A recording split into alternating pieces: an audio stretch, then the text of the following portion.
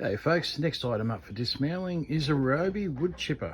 Okay, it's quite a large unit for what I do, although it's a very small wood chipper. Okay, and the model number is, let's see, RSH2400R. So Romeo Sierra Hotel 2400 Romeo.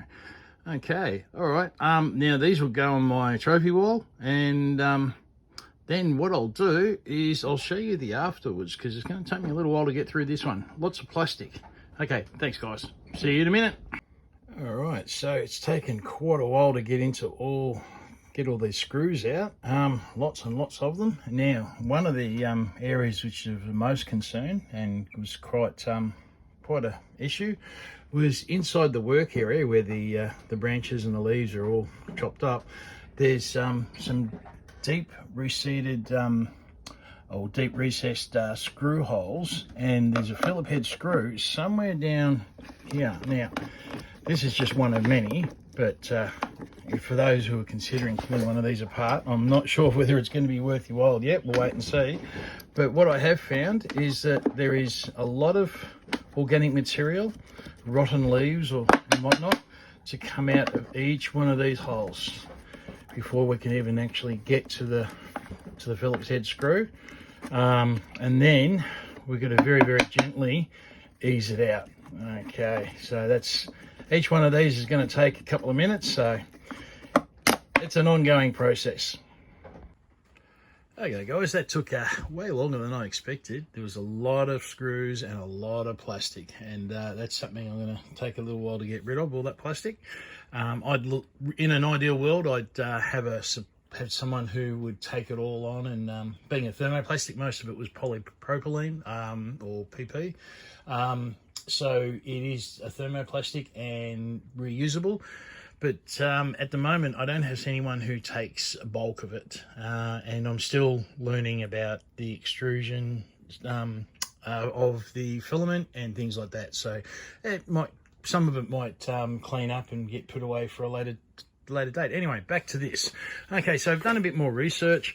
Turns out that it is a impact shredder more than a wood chipper, and as far as scrap value goes, there's not a lot in here. However, what there is 400 grams of cast aluminium, one big plate, and you've got about a bit over 300 grams of copper in the wiring, and there'll be a little bit more in here as well.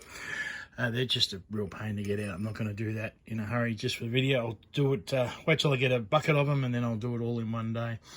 All right, so mechanics wise, there's a few bits and pieces which are reusable. Now the actual company for the bearings is called Best, and I can't really find much online about them, but they don't look fantastic. But okay, so as far as bearings go, I've got a pair of 629Zs. I've got a 6003Z and a 6201Z. That's what came out of here. However, they're not really the items that I got a little bit excited about. What I found is that these blades, or some websites call them knives, now they actually suit quite a few low-end impact shredders, and the Ryobi being one of them. Now what I found is that for those particular ones, to replace those, Hammer Barn wants $60 for a pair of those, and that's very pricey. However, they're probably very good quality, whereas these ones here cost me nothing except a little bit of hard work and elbow grease. They are going to be a pain to take out. I did try to take them out. They're Allen keys, Allen key screws. I did try and take them out for the end video, but they are very reluctant to come out, and I'm a little bit reluctant to heat them up too much, because these blades could be tempered, and I don't want to muck around with the temper, because I may end up reusing these for something of my own use, or I might trade them on to somebody else. It seems that they are a bit of a value item. So now there's a couple of things over here which will go into my bucket or my bin for garden mechanical items. I'm not sure what else they would fit, what they'd suit, but when you've got a bucket, a random bucket full of them, when someone needs one thing, they can go, you know, say go through the bucket and see if there's something in there that suits. A little bit of steel. Now this little shaft here, it took me a while to get the plastic off that, but the knurled surface on that's probably destined to become a handle of some sort. And if anyone's got a metal lathe, something like this would be perfect for them to muck around and make some sort of project out of it, whether it's a handle or a grip or something. A couple of nice screws that came out of the motor. The motor itself was burnt out, which is why it had been thrown out, which is a shame. I was actually seeing if I could reuse this machine and repurpose it for shredding the plastic, but the type of plastic that the shell was made out of. But no, unfortunately I had to scrap him. All right, so then we go along to the belt. Now the belt is a fairly standard belt. It is a 10 ribbed, and it's 375 millimeters in length. So that's what those numbers correlate to.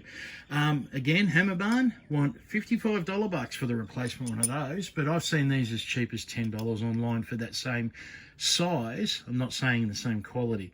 Okay, so they do come in quite a few different machines. Also the home exercise treadmills, a few of them use exactly the same ones, so they might be worth handy just chucking a random bin of belts, because you never know when somebody will want one of those.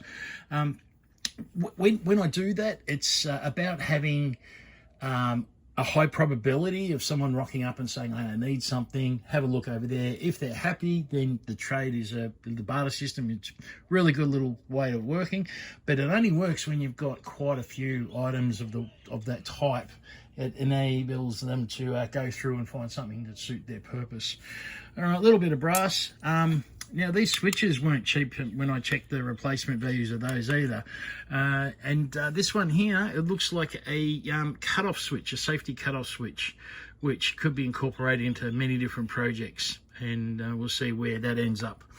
Okay, I think that's it for now. And so that was a Ryobi, what we call it, impact shredder, RSH2400R. The 2400 is a 2400 watts apparently. All right, there we go. And I'll be making another one of these soon. I'll just got to find something interesting to pull apart, or I'll give you a little bit more of a rundown on my philosophy in the way of industrial permaculture. All right guys, I hope you enjoyed the video. Talk soon.